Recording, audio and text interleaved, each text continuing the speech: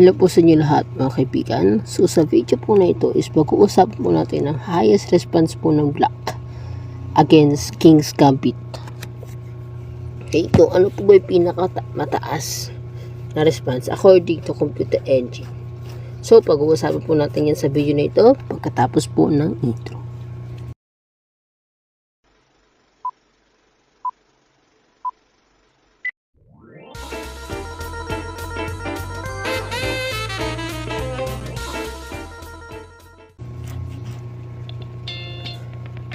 So, highest computer response, ang tatalakayin po natin yun, which is si Stockfish updated program.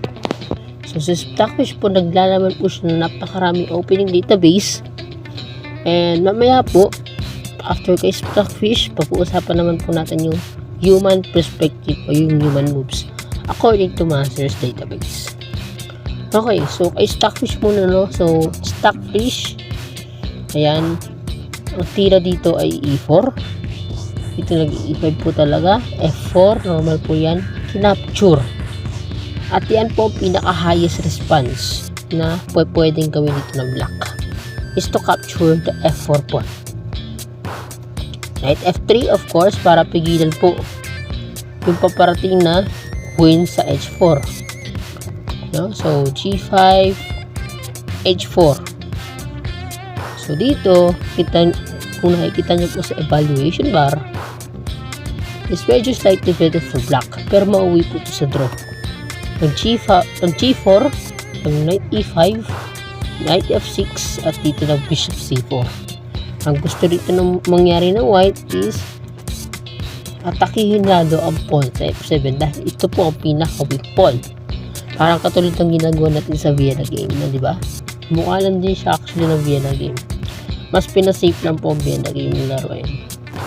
Ito nag D5. So yan talaga ang counter attack ng highest level games ng against King's Gambit. Dito pinaka-capture, E takes D5, nag-bishop D6 para po sa development.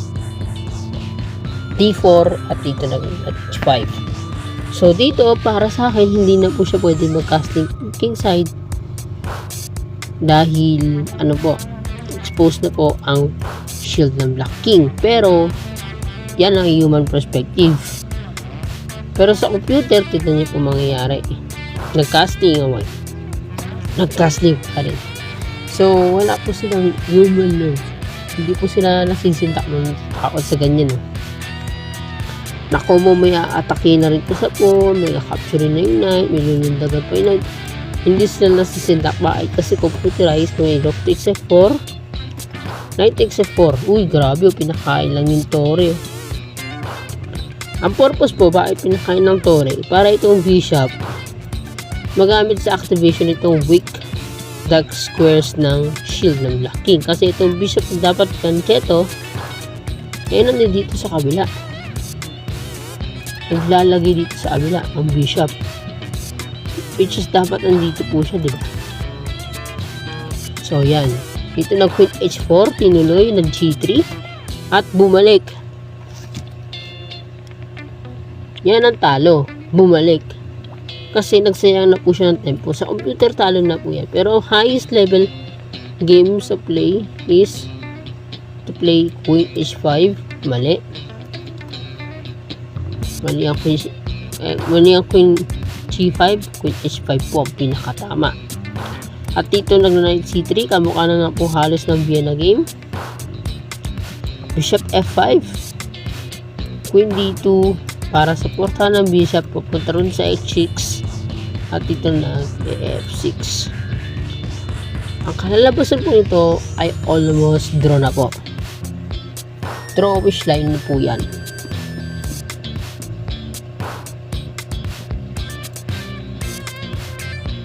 Okay, ulitin po natin. E4, E5, F4, E takes F4, Knight F3, G5, H4, G4, Knight E5, Knight F6, Bishop C4, dito nag D5, kinapture, Bishop D6, D4, control the center, Knight H5, at ito nag-castling din, nag-rook takes f4, knight takes f4, bishop takes f4, nag-queen h5, queen h4, nag-g3, tapos dito nag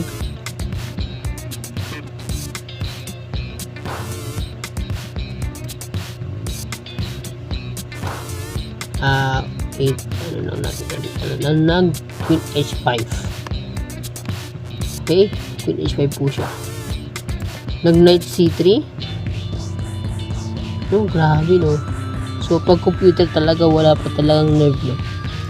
So ngayon, since natapos na po natin sa computer, aalaman naman po natin ang naging laro between Kaplin Lawrence, hindi ko to alala, and si Rhodes John D, hindi ko to alala. Okay, e4, e5, f4, e takes f4, knight.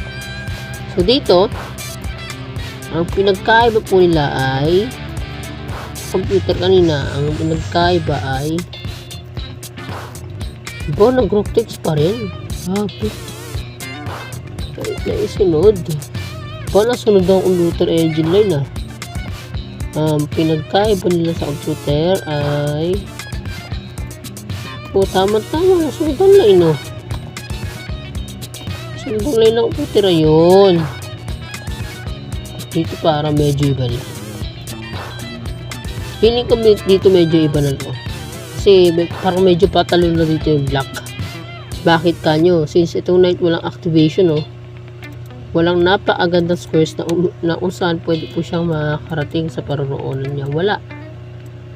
As in, gorjado ng mga pawns. Ang tanging way para dito is knight b8, tapos mag-a5, knight b6, knight b6, knight a6, sorry.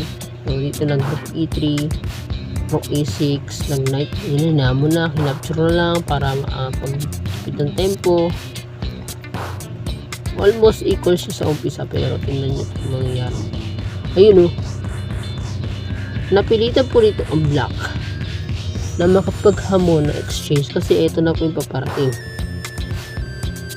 Meron ng deadly bishop h6. Hindi naman yan deadly, equal lang naman yan. I mean irritating lang. Meron pang queen f5. Atakin na po sa g4. At pagpalagay natin yung rook kumalang somewhere, tatapasin talaga yan. So bali itong rook na trap. So ito na lang tanging tira ng rook pagpalagay natin yung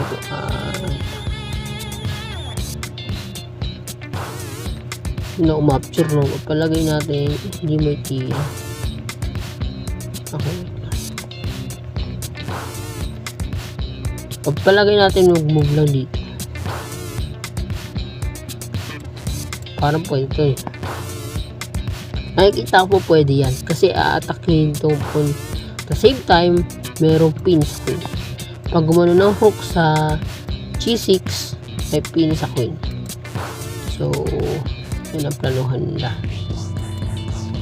Yun nga, nag-rook d8, nag-queen e3, d3, inain kasi natrap na po talaga, so no choice na po siya.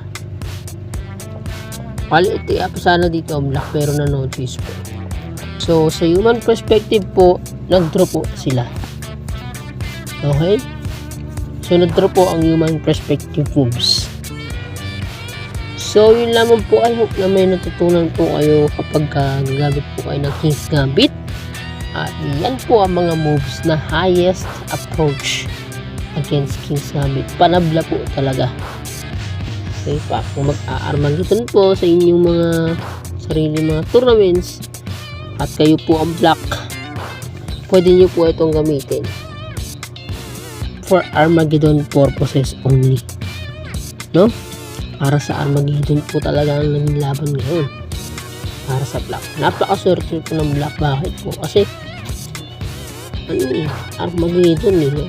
Kumbaga tabla lang pwede na panalo ulit. Pero since ito po ay computerized at alam na po ng computer engine ang mga ginagawa nila, hindi na po natin kailangan i-elaborately explain. I mean, hindi na po natin kailangan mas ano yun pa yung sitwasyon.